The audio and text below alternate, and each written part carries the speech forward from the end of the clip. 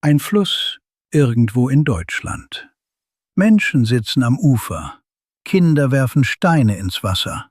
Und kaum jemand ahnt, dass zwischen den Kieseln direkt unter der Oberfläche echtes Gold liegt. Es sind nur winzige Flitter, kleiner als ein Stecknadelkopf. Aber es ist echtes Gold. Und dass es ausgerechnet hier liegt, ist alles andere als Zufall. Seine Reise beginnt hoch oben in den Alpen. Über Jahrmillionen nagt das Wasser an goldführendem Gestein, löst feinste Partikel heraus und trägt sie mit sich hunderte Kilometer weit bis hinunter in die Flüsse des Flachlands. Am Oberrhein sammelt sich dieses Gold seit jeher. Schon die Römer wuschen es hier, später die Herzöge von Baden.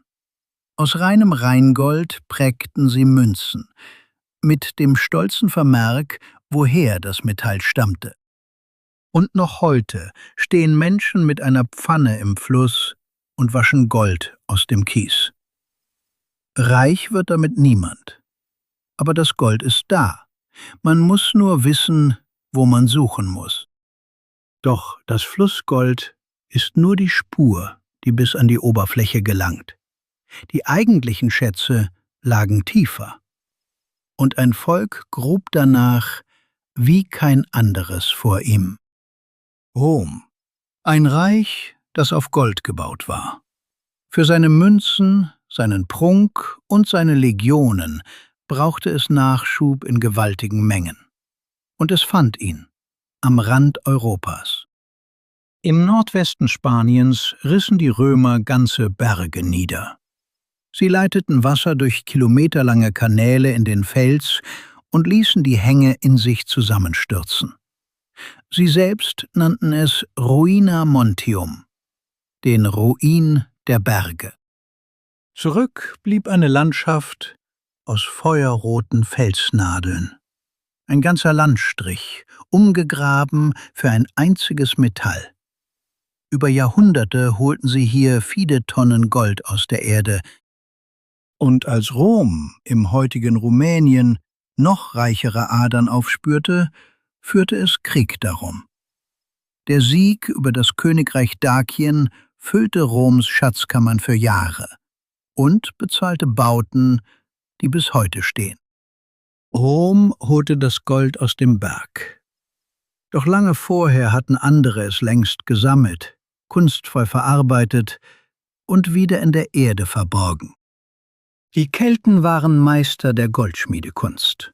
Sie trugen es als Schmuck, prägten daraus Münzen und gaben es ihren Toten mit ins Grab. Vieles davon liegt bis heute unentdeckt in europäischem Boden. Immer wieder stoßen Bauern beim Pflügen auf kleine, schalenförmige Goldmünzen. Früher nannte man sie Regenbogenschüsselchen, weil man glaubte, sie lägen dort, wo ein Regenbogen die Erde berührt. Im bayerischen Manching fand man einen der größten keltischen Goldschätze überhaupt. Hunderte Münzen, vor über 2000 Jahren vergraben. Warum, weiß bis heute niemand. Wer sie versteckte, ist nie zurückgekehrt. Und für jeden Schatz, den ein Spaten zufällig ans Licht bringt, liegen unzählige weitere noch genau dort, wo man sie einst verbarg. Unter Feldern, unter Wäldern, unter ganzen Städten. Denn Gold vergeht nicht. Es rostet nicht, es zerfällt nicht. Das Gold, das vor Jahrmillionen entstand, ist noch immer da, verteilt über einen ganzen Kontinent. Nicht als Schatzkiste, sondern als feine Spur im Fluss, als Ader im Fels, als vergessener Hort unter der Grasnarbe. Man muss nur wissen, wo Europa sein Gold verbirgt. Vielleicht liegt das nächste Körnchen näher, als du denkst. Unter einem Fluss, an dem du oft stehst. Unter dem Boden, über den du jeden Tag gehst.